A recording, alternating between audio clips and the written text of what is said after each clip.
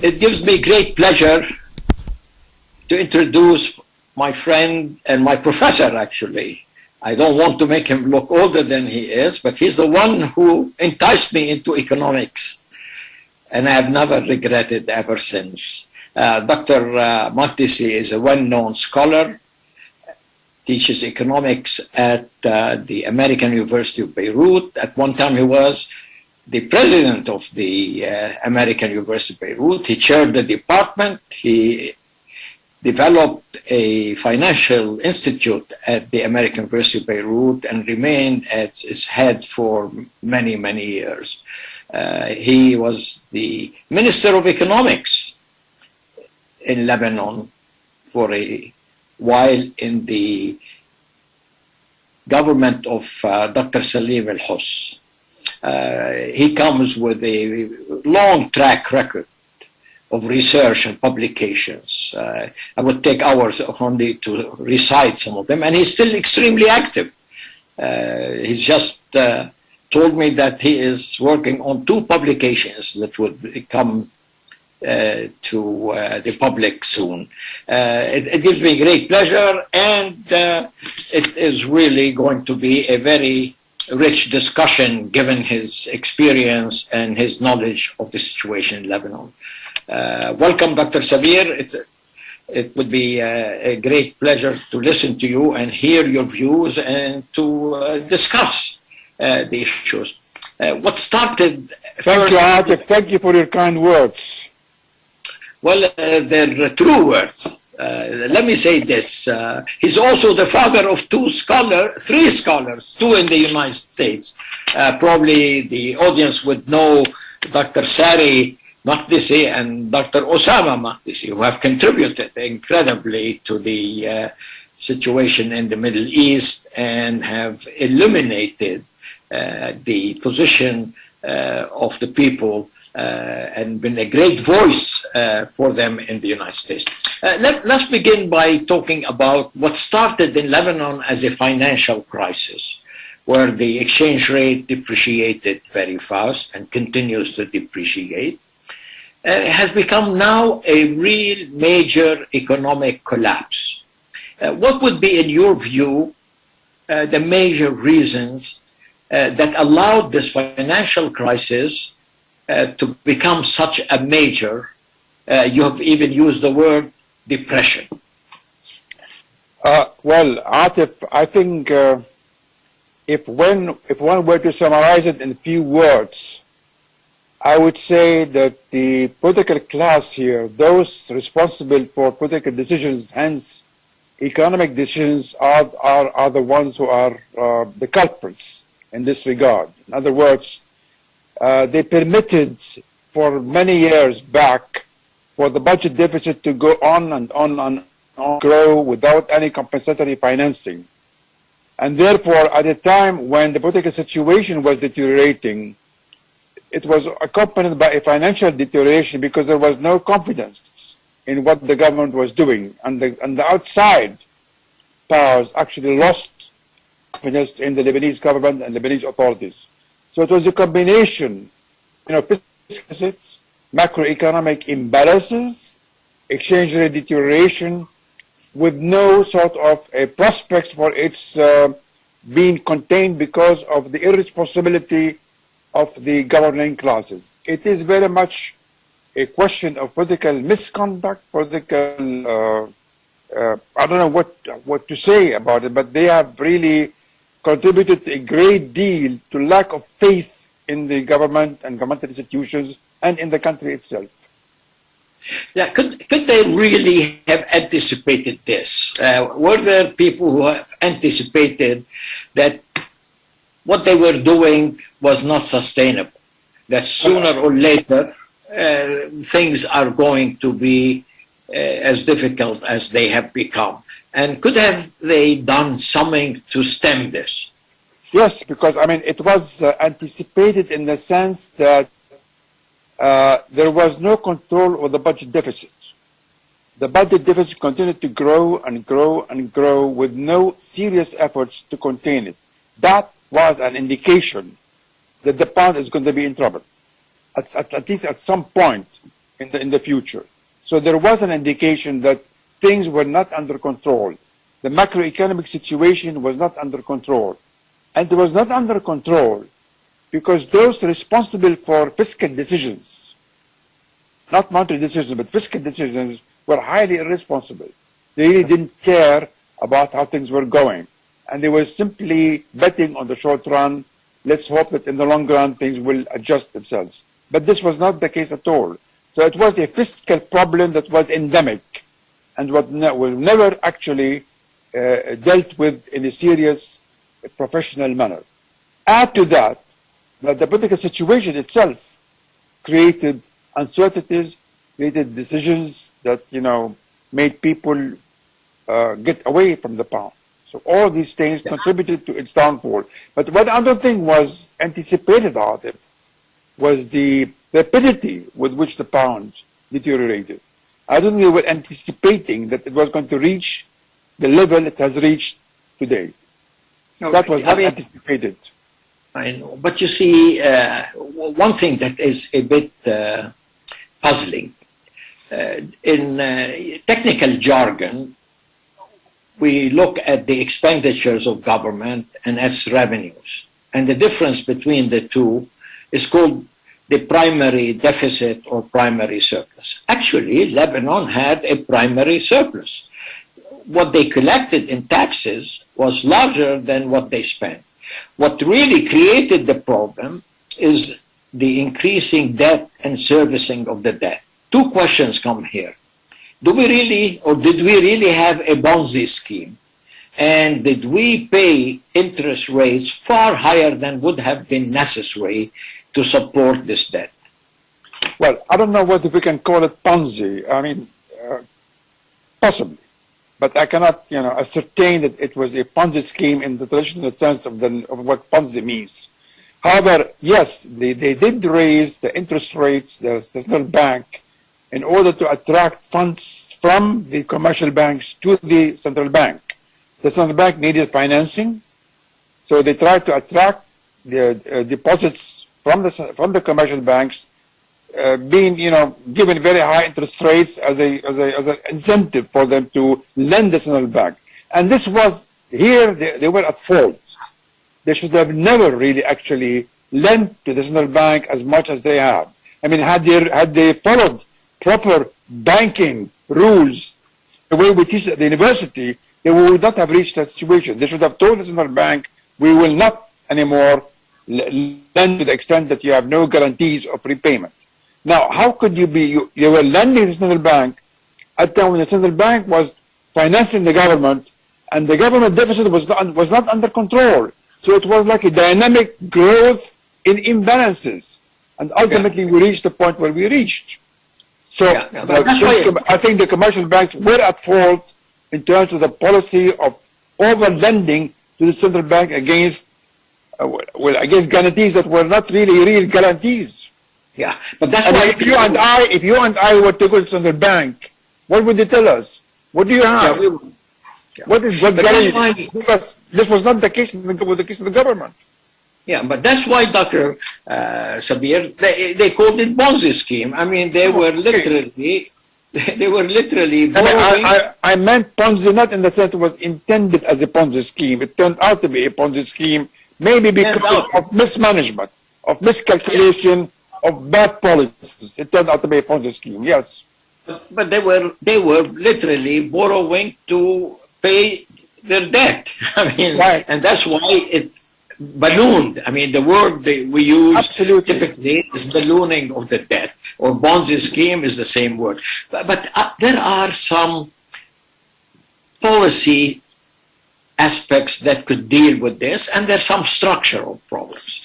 I mean, the Lebanese economy has many structural problems. I mean, people would say the over-bloated services sector, that somehow Lebanon has developed a services sector in a way that is inconsistent, incommensurate, not properly balanced by the productive sectors, agriculture and industry and knowledge.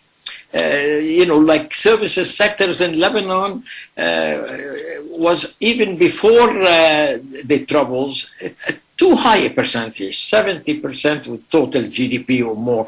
Most societies began with industry and agriculture and developed their services sectors. There is a historical trend towards increasing the proportion of the service sector. Lebanon began, and some people said this is primarily and basically and fundamentally due to the fact that Lebanon and Syria were in a custom union, and Lebanon specialized in services, Syria in production. So when the two economies were severed, Syria was left with a small and unproductive services sector, and Lebanon was left with a much larger service sector, but very weak and disarticulated production structure, and never dealt with it. Lebanon has not paid sufficient and necessary attention to developing its productive sectors. So to some extent, all these services were not capable of producing the kind of economy that can service debt with interest rates as high as one time, above 25 or 30%. So how do we deal with a structural problem like this? And is there really a way out as long as we remain an economy small, disarticulated, disconnected with its natural depth in Syria, Iraq, Palestine, Jordan, and so on?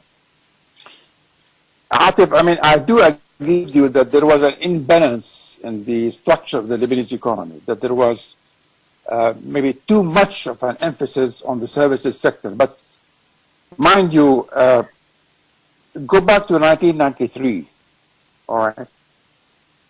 In 1993, the whole emphasis, and you know who took over in 1993, who took power in 1993, there was an intended orientation towards increasing, emphasizing the services nature of the Lebanese economy. And the notion then was, or the belief then was that, okay, we will be relying very much on capital inflows. And the capital inflows will always make up for the balance of payments current account, or the current account deficits, and things will move on, and we will become the services center of the Middle East. That was the whole idea behind it. Now, of course, to that extent, they didn't neglect the real sector of the economy, which in fact, prior to the war, prior to 1965, was growing. Industry was growing in Lebanon. Agriculture was growing in Lebanon. But this was stifled in the post-war economic policies that were followed specifically after 1993. Now, the major problem we came to face after that is that the political system, the political performance of the country was a very contributing to a further lack of confidence in the country. Hence the withdrawal of money from Lebanon. We had a political governance, had we a good fiscal policy, had we had controlled budget, so on, I think we would not have reached the point where we have reached now, and we have been able to plan much better how the economy should have, gone forward. So we have a big problem. If you is how do we resolve it now? It's not an easy question now. This is a very difficult question, and I submit that it will not. We cannot start thinking of how to resolve it. You and I could sit down and have a macroeconomic plan. If you just go and give the government a very nice macroeconomic plan of how things ought to be done. But yeah, what would happen to that economic project? Nothing, unless you have proper governance in the country. I submit we have a big problem in terms of lack of governance in Lebanon that will not be able to implement what ought to be implemented. We had a 15 years war, and probably even longer. And this must have taken a big toll on the Lebanese economy. But to some extent, do I understand from the way you're analyzing things that the way we reconstructed was probably not the proper way, in the sense that instead of nurturing the industry that started to bloom during the war, we before the war devoured it. And you see, the trouble is that the exchange rate in Lebanon has always been overvalued, and it's a fixed exchange rate, which is quite often people thought is in the interest of the importers, of the traders, and against the interest of the industrialists and a productive economy. To what extent has this fixed exchange rate or exchange rate policy been a problem? Well, I mean, you are right. I agree with you. I think maybe in retrospect, we should not have had a totally fixed exchange rate, but should have had some kind of a floating rate within limits. You could have made sort of a range where the rate can float. They were betting on the fact that capital inflows will continue. And to the extent that capital inflows will continue, this will sort of support the pound. We have a current account deficit, but that this will be compensated by capital account surpluses, much more than the deficit, and therefore that will be a supporting element of the pound, and hence they contribute to the stability of the pound. At the beginning, it might have been a good idea to have a stable pound in order to impute some kind of stability in the economy, but that should not have meant that this is the rate at which it should have been fixed. They should have, I think, have had more of a floating kind of exchange rate, at least within limits, wide limits, but within limits that would permit the market to manifest itself, in the way the exchange rate ought to be. So yes, you are right. I mean, I think this is the exchange rate policy continued to be a fixed rate at the time when we were deteriorating, when the balance of payments became inconsistent deficits, which meant it cannot be sustained, which meant that you're having pressure on the central bank reserves. And then ultimately, not only that, ultimately the policy makers were not honest. They kept saying things are okay, we're going to correct, and people thought that things are really okay. And hence they put their deposits where in the banks, because they thought that the banks will be safe, a safe place for them to deposit their money. It is the first time in the history of the Lebanese economics that you cannot draw your deposits out of the banking system. This didn't even happen during the war. During the war, you could draw your money out. I mean, during a 15-year period of war, there were no restrictions on deposit transfers. There were no restrictions on capital transfers. Suddenly, out of the blue, they said, sorry guys, you cannot use your deposits anymore. You cannot have capital transfers. We have to have an informal, strict exchange control. So yes, they were not honest in their policies. They were, going beyond the means with which they can finance their budget, and things came out of control. And the question is, how do you resolve this issue? I submit you cannot resolve it unless you change this government, unless you get people who are able to draw up policies and who will give confidence to investors and to people that things will be done in the right way. Yeah. We tend sometimes to dismiss or to minimize the role of the confessional economy. The fact that every religion, every sect has to protect its people and its interests. And what has happened here is that we allowed a culture of sharing the loot, so to speak. It invited corruption.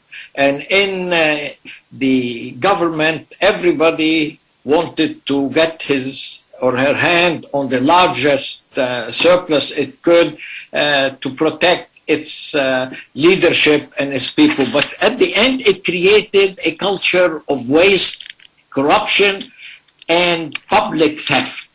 And this definitely is something that maybe it would never be solved within a confessional structure. But let's leave this. Let's leave this and say, all right, we are now in the eye of the storm. We are now in literally bank failures, incredible deficits, and debt that may not ever be repaid. And we're in the middle of a situation where businesses are collapsing. Add to it the pandemic. But what can we do now? Is there a way out? Yes, Atif, the only way out, in my opinion, I humbly submit, is to be able to have ways of restoring confidence. How do you restore confidence? If Atif, let me be very blunt. If Atif Kubursi were to become Minister of Finance, I would have confidence. I mean, I'm taking you as an example of, kind of people who could, exude confidence. But as long as you have the same political class governing this country, I personally find it very difficult to move how we are going to move forward. I find it very difficult to tell you how we're going to move forward. It is not a question of planning. It is not a question of macroeconomic, dynamics. It's not a question of how you and I think on paper how things ought to be done. It's a question of, do we have confidence in the people who are running the government? To me, this is the starting point. And we have to change this thing. And unless people are able to pressure a change in the government, I'm a little bit, I'm pessimistic about it. I agree with you, but this might take time. But now, what can we do now? People are talking, all right, we're going to recapitalize the banks. Banks had very thin capital, and now, as you know, they required banks to come and put some amount. Few of them could not, so some remain, some are going to disappear, some are going to merge. Will this move be sufficient, or is it really... Atif, I don't think any bank is going to disappear. I don't think any bank that has failed to fulfill the requirements of the 20% and the 3% is going to disappear. They're going to find a way of keeping the banks as they are. Why? Because of those who are governing and who have the policy decisions in their hands. I don't think this is going to change at all.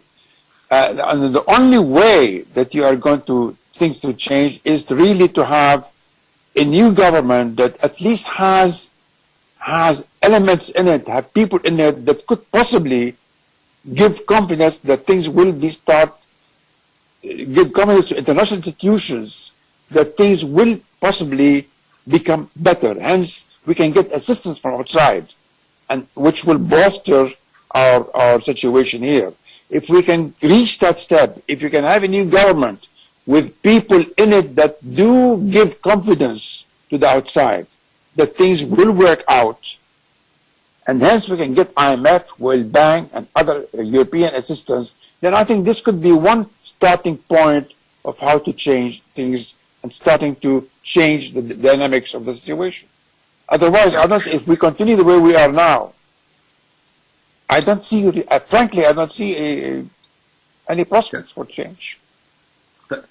In the absence of confidence, which is very important and necessary to get a stable or working situation, do we have to impose capital controls, and how do we do it, and why haven't we done it?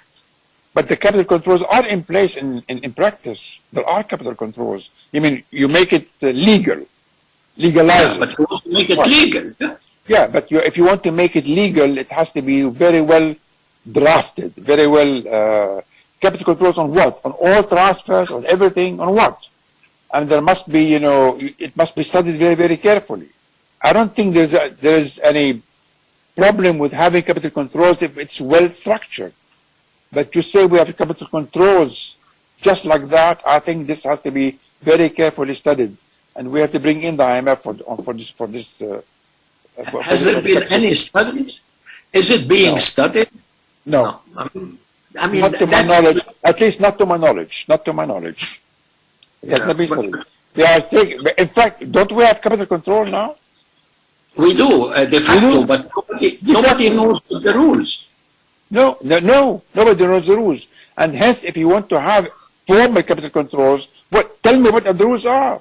I've got to understand what the rules are. Okay. Will you permit me to transfer part of my money? Will you permit me to withdraw money from the bank account? How are you going to restore confidence of depositors in the banking system? Yeah. You see, if we open the banks right now, Samir, I mean, immediately people that have lost confidence, yes, they will withdraw and banks would fail. So we need to deal with it in a way, but this is not the way you're saying. We need to be at least clear about the rules. But some people are saying that before you ask me to keep my money and you prevent me from moving my money, why don't you recoup the money that was smuggled? I mean, the Swiss government, even the American government, just a few days back, were thinking of putting some penalties on the governor of the central bank. So how could you get any confidence in the absence of a government willing to hold those who have smuggled their capital out, and under what terms to return the money back? Well, I mean, in principle, if you can do it, in principle, it's excellent.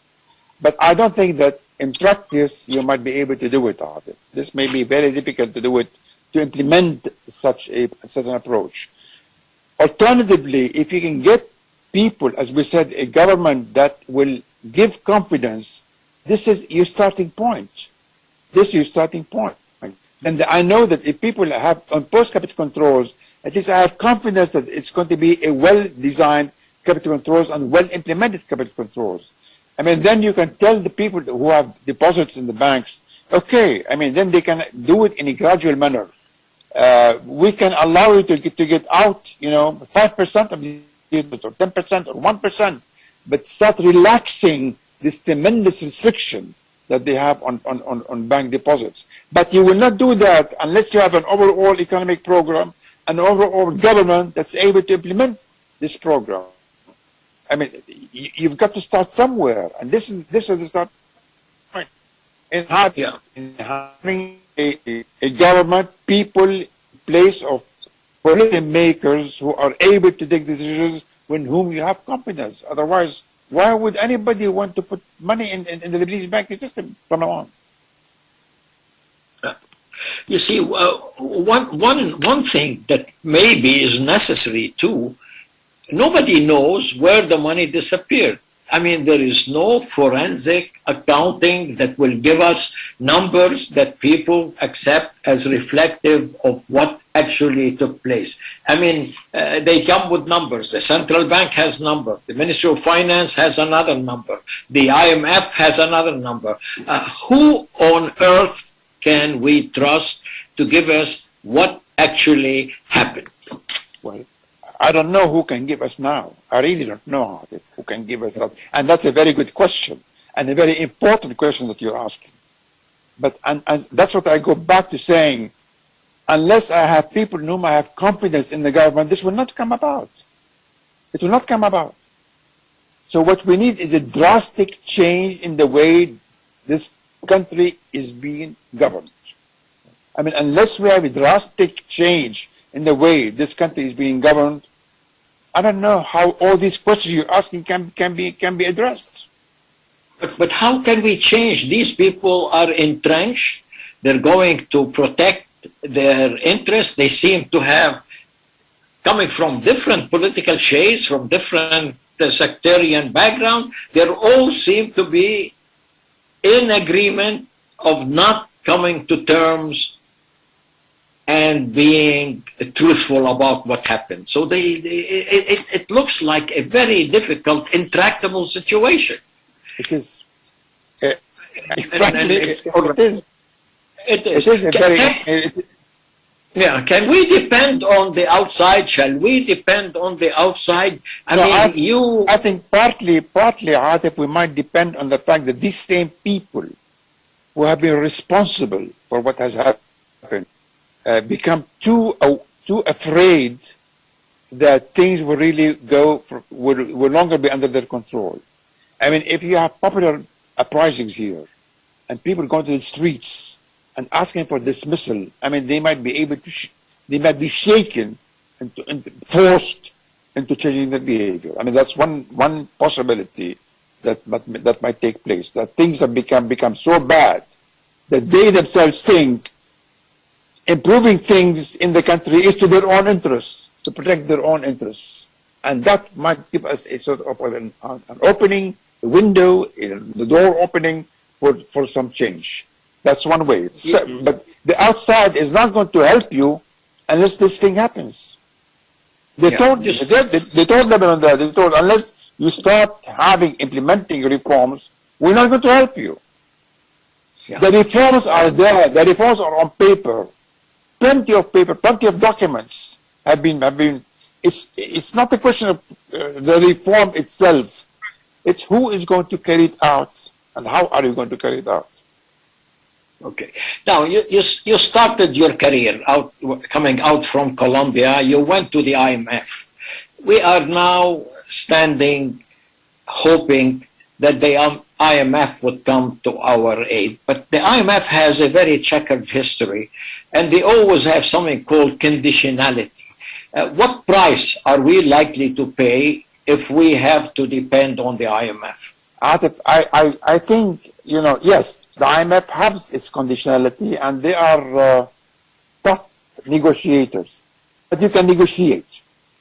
It is not always the case that what the IMF wants is not what's going to happen. There is a room for the authorities concerned a space to negotiate what could be a more acceptable package of reform. I mean, the IMF may tell you raise taxes by 50%. You say, no, this is not possible. They may tell you do this and do that. This is not possible.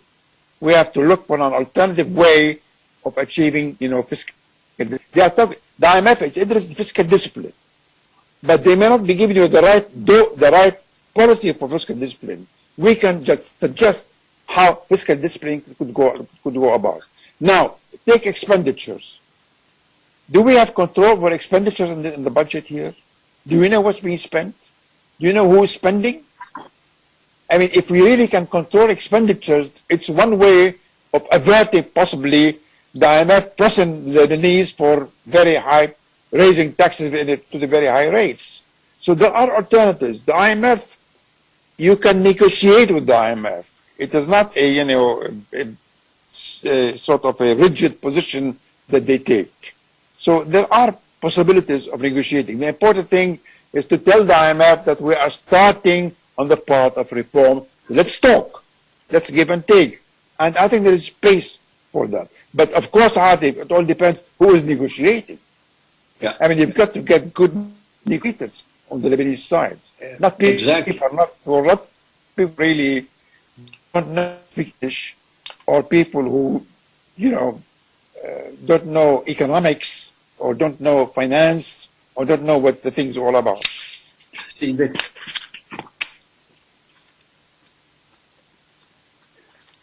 is an issue here, and some have really said, okay, you're depending on the IMF.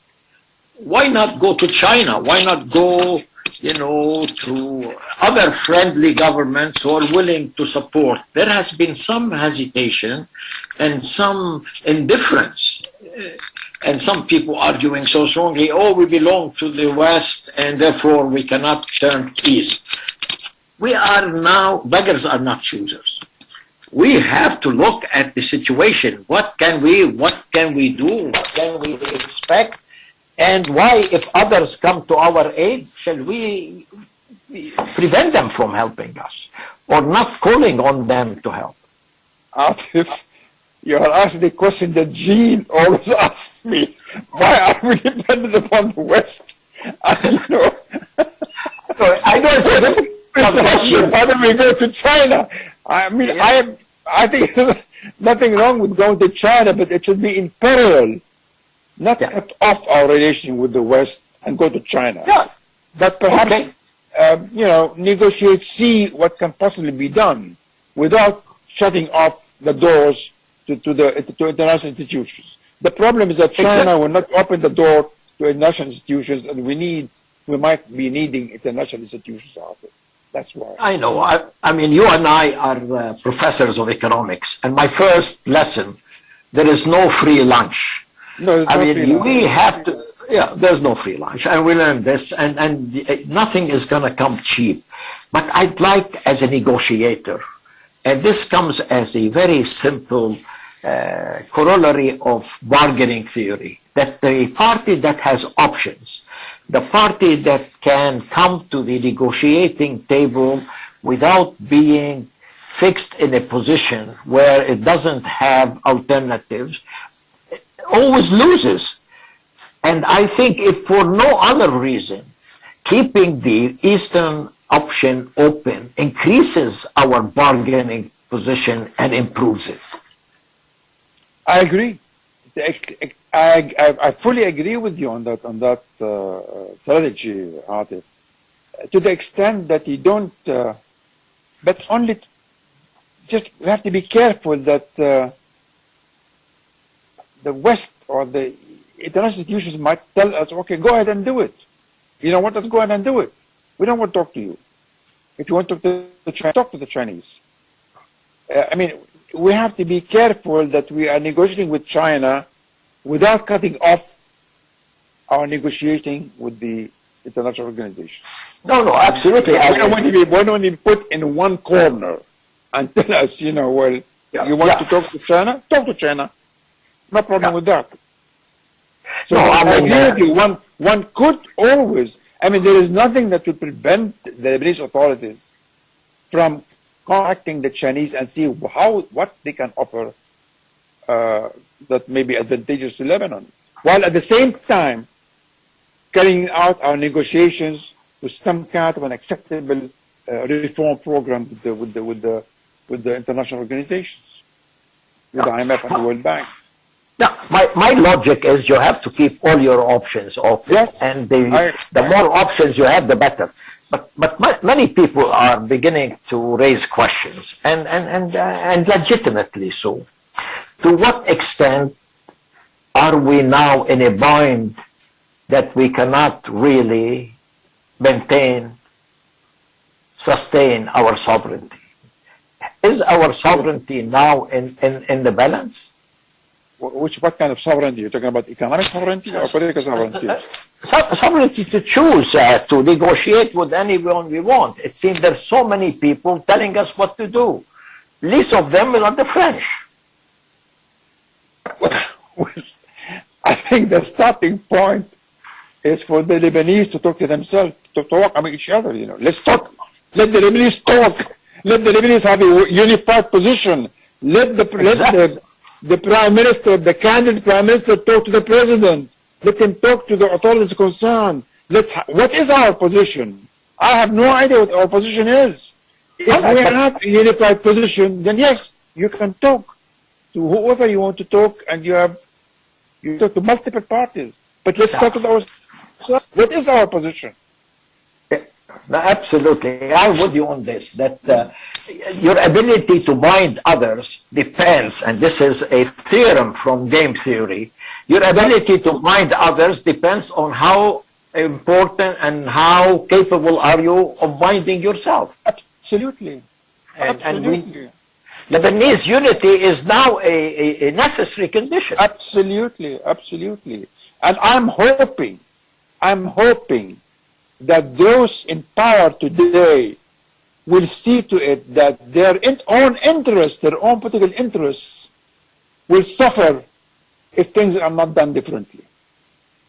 إنه راح تجي إنه المسلم بيجي لرقبتهم.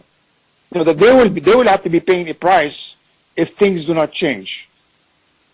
I mean, I'm hoping that this will be the case. Are you optimistic at all, or are you? I hate to be you and I in a position where we are so pessimistic.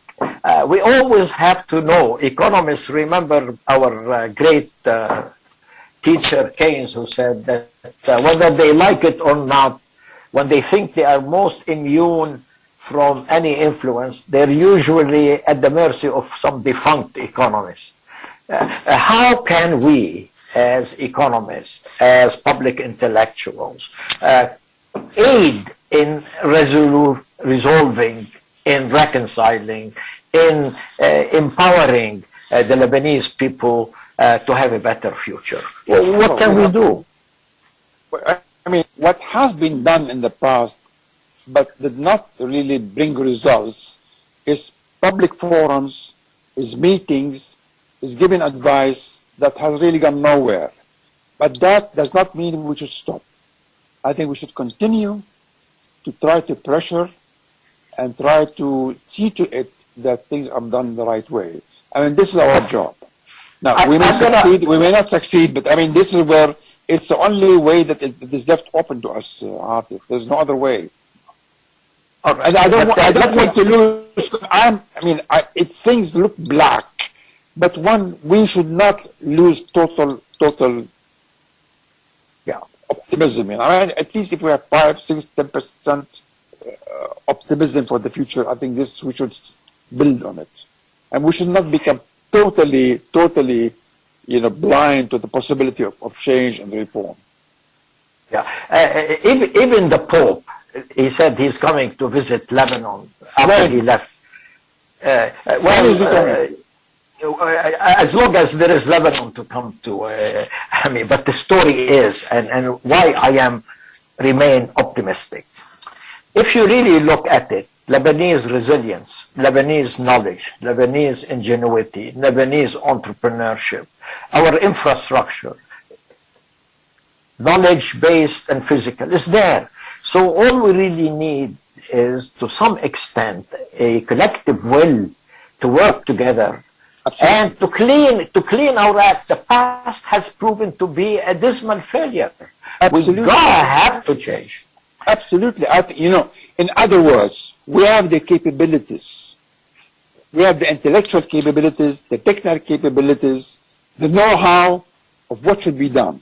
Now, if we can get a group of intellectuals, a group of people concerned to act together as a group and pressure, that will be fantastic. A fantastic exercise. Yeah, let me be blunt and ask you a very important question. Has anybody approached you for your opinion and your analysis in the of government? How we get out? From the government? And the... From the government, no, but I did meet here at home, Atif, with a group of top-notch scholars and economists for many meetings in the past. We ultimately almost came to a point where we said we are not being able to do anything now. But we did meet, and we did discuss, and we talk. But we have not been able to do what you are suggesting, more of an action group, a group that could become a pressure group. That we are a pressure group of, say, 20, 30, 40, 50 economists, intellectuals, economists, political scientists, whatever you want, a group of Lebanese intellectuals with capabilities who will tell the government, we want this and we want that, and pressure publicly. That has not come to the fore, and maybe this is a mistake that we have made. This is the why don't you, Dr. Samir?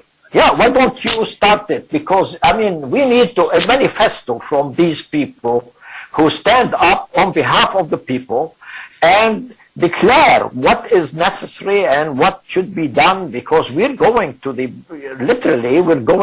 on the brink of a major collapse. Atif, have you been talking to Jean? Have you been talking to Jean?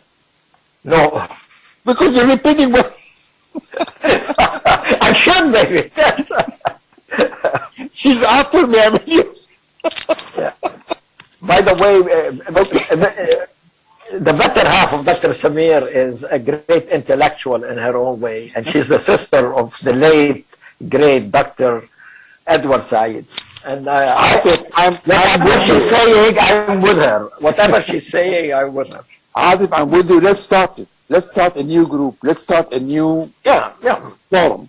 Let's start a new, both here in Lebanon and abroad, to see what we can do in terms of exerting pressure on the concern to move in the right direction. And there are people. I think I can get many people to sign on for this kind of a project. So I think this is a very good idea of yours. It's the correct thing to do. and not let despair take over. Exactly.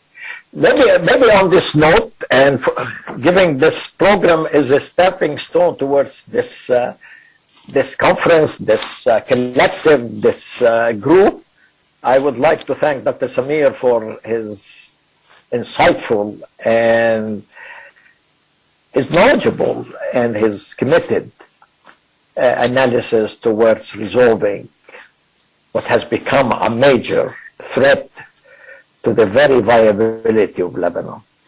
Thank you very much. Thank you very much for inviting me, and it is always great to talk to you. You know that.